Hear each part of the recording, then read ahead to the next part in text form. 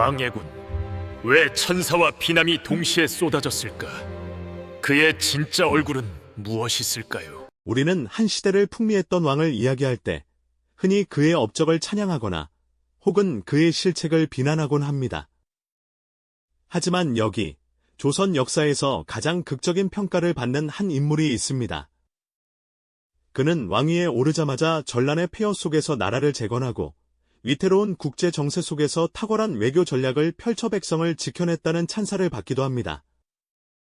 하지만 동시에 그는 폭군이라는 오명을 쓰고 비극적인 최후를 맞이한 비운의 군주로 기억되기도 하죠. 과연 이토록 상반된 평가를 받는 광해군, 그의 진짜 얼굴은 무엇이었을까요? 그는 대체 왜 어떤 선택들을 했기에 이처럼 복잡다단한 역사의 인물로 남게 된 것일까요? 오늘 우리는 이 미스터리한 왕의 이야기 속으로 깊이 들어가 보려 합니다. 권력의 정점에서 그가 고뇌했던 수많은 선택들, 그리고 그 선택들이 빚어낸 비극적인 운명을 통해 한 인간의 고뇌와 시대를 초월하는 리더십의 본질을 함께 탐구해보고 싶습니다. 과연 광해군은 시대를 앞서간 현명한 군주였을까요? 아니면 권력 유지에 급급했던 비정한 폭군이었을까요? 그의 복잡한 삶의 여정을 따라가다 보면 어쩌면 오늘날 우리가 마주한 현실 속에서도 중요한 질문의 답을 찾을 수 있을지도 모릅니다. 이야기는 임진왜란 직후 잿더미가 된 조선의 참담한 풍경에서 시작됩니다. 7년간 이어진 전쟁은 이 땅의 모든 것을 앗아갔습니다. 도시는 불타고 농경지는 황폐해졌죠. 그 많던 백성들은 굶주림과 질병에 시달리며 거리를 떠돌거나 차가운 죽음으로 변했습니다. 나라의 고가는 텅 비었고 민심은 극도로 피폐해져 있었습니다. 이처럼 처참한 상황 속에서 조선은 간신히 숨통을 이어가고 있었지만 사실 더 큰 위기가 서서히 다가오고 있었으니 바로 요동치는 국제 정세였습니다. 당시 동아시아의 패권을 쥐고 있던 명나라는 오랜 전쟁과 내부 혼란으로 서서히 국력이 약해지고 있었습니다. 반면 만주 벌판에서는 여진족이 세운 후금이라는 새로운 세력이 무서운 속도로 성장하며 강력한 존재감을 드러내기 시작했죠. 명나라와 후금은 마치 거대한 두 맹수처럼 서로를 노려보며 일촉즉발의 긴장 상태를 유지하고 있었습니다. 이들 사이에 끼인 작은 나라 조선은 마치 언제 터질지 모르는 시한폭탄을 안고 있는 듯한 형국이었죠. 어느 한쪽으로라도 기울어지는 순간 다시 한번 거대한 전쟁의 소용돌이에 휘말릴 수밖에 없는 절체절명의 위기였습니다. 이러한 혼돈의 한가운데서 젊은 광해군은 세자로서 전쟁의 참혹함을 온몸으로 겪어냈습니다. 그는 궁궐의 높은 담장 안에서 백성의 고통을 전해 들은 것이 아니었습니다. 직접 전장을 누비며 폐허가 된 마을과 굶주리는 피난민들을 보았습니다. 그는 백성들의 눈물과 절규를 가장 가까이에서 듣고 그들의 손을 잡으며 아픔을 함께했습니다. 이러한 경험은 그에게 큰 깨달음을 안겨주었습니다. 명분만을 줬다가 나라와 백성을 전쟁의 불구덩이로 밀어넣는 것이 얼마나 어리석은 일인지를 말이죠. 오직 신리만이 살아남기 위한 유일한 길이라는 확신을 갖게 됩니다. 하지만 그의 왕위 승계 과정은 결코 순탄치 않았습니다. 서자 출신이라는 태생적 한계와 선조의 견제 속에서 그는 늘 불안감에 시달려야 했습니다. 정통성 논란과 끊이지 않는 당파 싸움은 그의 마음속의 깊은 상처와 함께 왕권을 공고히 해야 한다는 강박을 심어주었을 겁니다. 어렵게 왕위에 오른 광해군에게는 산적한 과제들이 기다리고 있었습니다. 망가진 나라를 일으켜 세우고 언제 터질지 모르는 국제정세의 폭풍 속에서 조선을 안전하게 지켜내야 했으니까요. 즉위 초부터 광해군이 마주한 가장 시급한 문제는 바로 명나라와 후금 사이의 위태로운 줄타기였습니다. 명나라는 오랜 종주국으로서 조선의 군사적 지원을 끊임없이 요구했습니다. 반면 신흥 강국 후금은 자신들의 세력을 인정하고 명나라와의 관계를 끊으라고 압박했죠. 양쪽의 요구를 모두 들어줄 수도, 모두 거절할 수도 없는 난처한 상황이었습니다. 이때 광해군은 과감하고도 현실적인 결단을 내립니다. 바로 중립 외교라는 묘수를 꺼내든 것입니다. 명분보다는 실리를, 전쟁보다는 평화를 택하겠다는 그의 굳건한 의지였죠. 광해군은 명나라의 요청을 마냥 외면할 수 없었기에 강옥립 장군에게 군사를 주어 후금 정벌에 참여시켰습니다.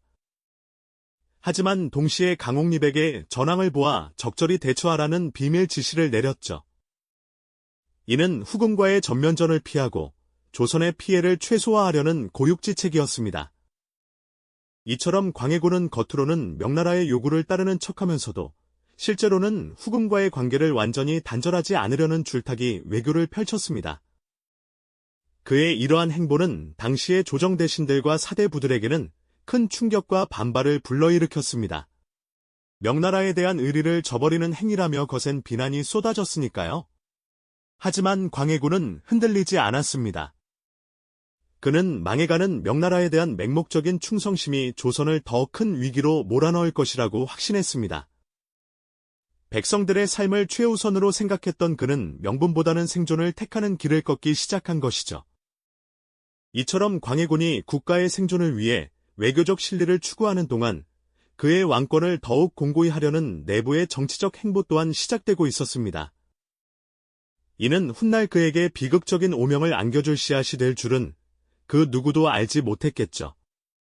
광해군이 외교적 실리를 추구하는 동시에 왕권을 강화하려는 그의 행보는 점점 더 과감해졌습니다. 그는 대북파를 중심으로 자신의 세력을 결집시키며 잠재적인 위협들을 제거하기 시작했죠. 그 첫 번째 희생양은 바로 이복 동생인 영창대 군이었습니다. 어린 나이에도 불구하고 선조의 유일한 적통 아들이라는 이유만으로 영창대군은 끝내 폐서인되어 강화도로 유배를 떠났고 그곳에서 차가운 죽음을 맞이하게 됩니다. 참으로 비정한 결정이었죠. 그리고 이 비극은 여기서 멈추지 않았습니다. 영창대군의 어머니이자 선조의 계비였던 임목대비까지 패모론의 소용돌이에 휘말리게 됩니다. 광해군은 어머니를 폐위시키고 서궁에 유폐하는 유교 국가에서는 상상조차 하기 힘든 파격적인 선택을 강행했습니다. 당시 백성들은 물론 조정 대신들 사이에서도 어찌 임금이 어미를 버릴 수 있는가라며 격렬한 반발이 터져나왔습니다. 명분과 도리를 중시하는 조선 사회에서 폐모살제는 용납할 수 없는 폐륜으로 여겨졌으니까요. 이러한 일련의 사건들은 광해군에게 폭군이라는 오명을 씌우는 결정적인 계기가 되었습니다. 국가의 생존을 위한 실리 외교와 왕권 강화를 위한 비정한 정치적 숙청. 광해군의 두 얼굴은 시간이 갈수록 더욱 짙은 그림자를 드리웠습니다. 명나라와의 관계는 날마다 악화되었고 명나라는 조선이 후금과 내통하고 있다며 끊임없이 압박을 가해왔습니다. 내부에서는 사대부들이 광해군의 폐모살제를 맹렬히 비난하며 명분에 입각한 대명 정책을 강력히 주장했습니다. 그들은 임금은 백성의 어버이와 같으니 어찌 효를 저버리고 나라를 다스릴 수 있겠는가라며 광해군의 통치 정당성에 의문을 제기했죠. 성군과 폭군 사이에서 방황하는 광해군의 역사적 이미지는 이처럼 복잡다단한 그의 삶을 그대로 보여주는 듯합니다. 광해군의 이야기는 오늘날 우리에게도 여전히 많은 질문을 던집니다. 국가의 안녕을 위해 실리를 추구하는 것이 과연 언제나 옳은 길일까요? 혹은 명분과 도덕적 가치를 지키는 것이 더 중요한 일일까요? 지도자의 모든 결정에는 막중한 책임과 윤리적 숙고가 따라야 한다는 메시지를 광해군의 비극적인 삶을 통해 우리는 다시금 깨닫게 됩니다.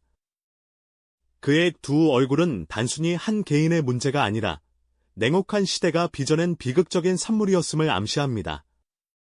하지만 광해군이 폐위된 후 과연 조선은 진정한 평화를 찾았을까요? 오히려 그를 몰아낸 정권은 더 큰 외세의 위협에 직면하게 되는데 다음 이야기에서는 인조반정이 초래한 또 다른 비극을 심도 깊게 들여다볼 예정입니다. 이 영상이 도움이 되셨다면 좋아요와 구독 부탁드립니다. 여러분의 응원이 제게 큰 힘이 됩니다. 다음 영상에서도 더 유용한 정보를 공유하겠습니다. 감사합니다.